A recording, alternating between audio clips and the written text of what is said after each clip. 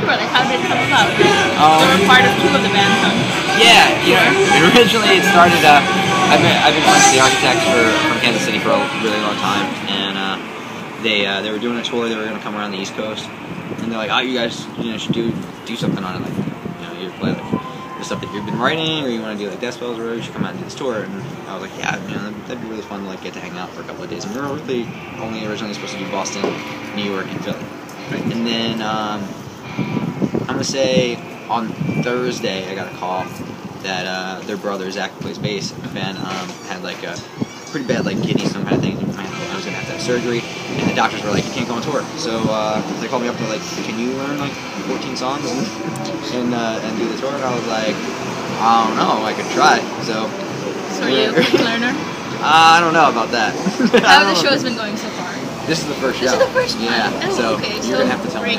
So far they're going great. So it can all be downhill tonight. One of the things I noticed about your set was it is very dark. Was that intentional with like the focus on the screen going on behind you? Yes, very much so. Sorry, go ahead. Yeah, with this project in particular, it's more about the emotions invoked with the visual and sonically, as opposed to who's actually up on stage. So that's definitely a conscious effort. Really, like I want to divert the audience's attention to the experience, as opposed to like, oh, that guy and that guy. So how'd you go about picking the visuals that you actually use? Did you guys put that together? Yes, yeah. James is actually the video wizard on a lot of stuff. Like, yeah, he loves it. He got the knack for it. But like, every once in a while, I'll give him a couple of DVDs. Like, oh, you got to use this. Like 20 minutes in with the scene, then this guy's getting his fucking face peeled off. This seems like a very DIY project for you, like coming out of MCR and all that arena shows, and then Get Up Kids is pretty popular too.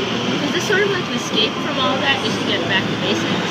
I think it's just it was a project that started because James and I, we were friends for a while, and when we would be touring with my camera, like recording or whatever, like he and I just ended up being punk fans.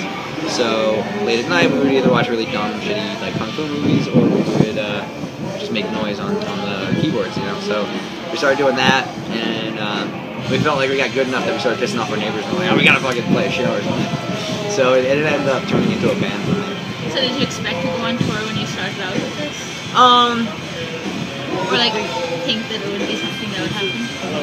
It's one of those things where it's so different for both of us that it was one of those things where it was like a no-brainer. Like, oh, we got to try this. Like, just to do something new and so far off the track of anything else we've before. I think the thing about James and I are just we're huge fans of music in general, and not just like one specific genre, one band. So I feel like the only way you can get better is to forget about everything that you think you know, and pick up an instrument that you've never played before. Just take it. Do you have any goals in mind for the band now? How that you're like on tour? Well, we're only doing these. Gain momentum. Some. Momentum's overrated. Okay. I don't know. It's one of those things where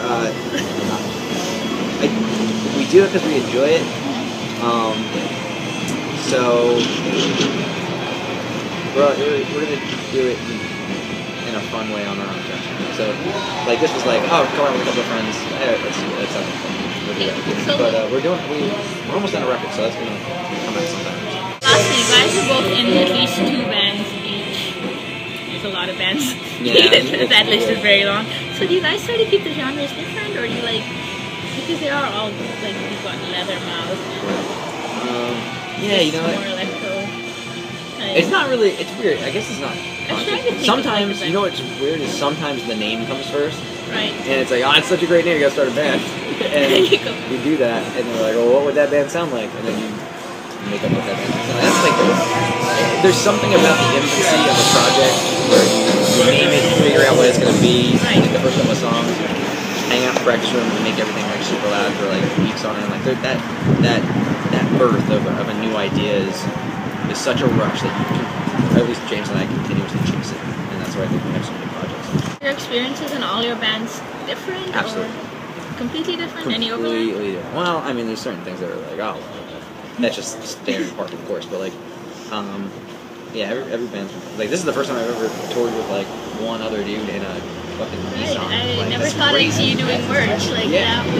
It's rad, you know. I mean, like, if that's the way to tour, like, get a minivan and go off with like your friends. Like, that's cool. So do you see yourself doing more of these type of tours in the future? I don't know. I mean, it's the only time to tell. You know? It's hard to even just like find an extra hour in the day to do something you want to do. But hopefully it'll work out. We'll see. Perfect. Thank you so No much. problem. Thank you very much. That was great last night. No.